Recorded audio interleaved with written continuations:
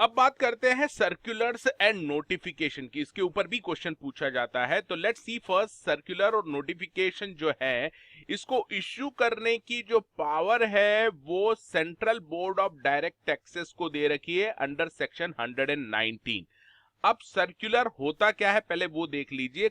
जब एक्ट पास होता है और उससे उस एक्ट में कोई प्रोविजन ऐसा है जिसका मतलब समझ में नहीं आ रहा है जनरल पब्लिक को, या फिर officers are doubtful about that provision, तो एक तरह से सीबीडीटी सर्कुलर इश्यू करके उस डाउट को क्लैरिफाई करती है।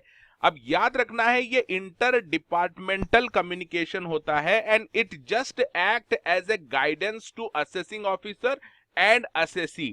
It does not have, circular does not have the force of law, but it is binding on the assessing officer. अब बात करते हैं असेसी। असेसी अगर चाहे तो ये सर्कुलर का एडवांटेज ले सकता है, बट असेसी पे ये बाइंडिंग नहीं होगा। चाहे तो असेसी इसको फॉलो करे सर्कुलर को या ना करे। एंड दिस सर्कुलर, क्योंकि इनको लॉ का पावर नहीं रहता सर्कुलर्स को, इसलिए it can not be contrary to the law. अब बात करते हैं नोटिफिकेशन की। नोटिफिकेशन भी एक तरह का कम्युनिकेशन मैकेनिज्म है जो गवर्नमेंट यूज करती है to interact with the general public. Notification की खासियत यह है कि इसको फोर्स रहता है लॉ का, so it is as good as law.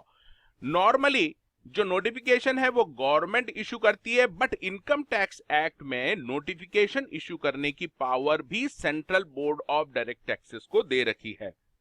और जैसा कि मैंने बताया कि ये इसको लॉ का फोर्स रहता है, इसलिए notification will be binding on all. Assessing officer पे भी बाइंडिंग रहेंगे और असेसी के ऊपर भी बाइंडिंग रहेंगे।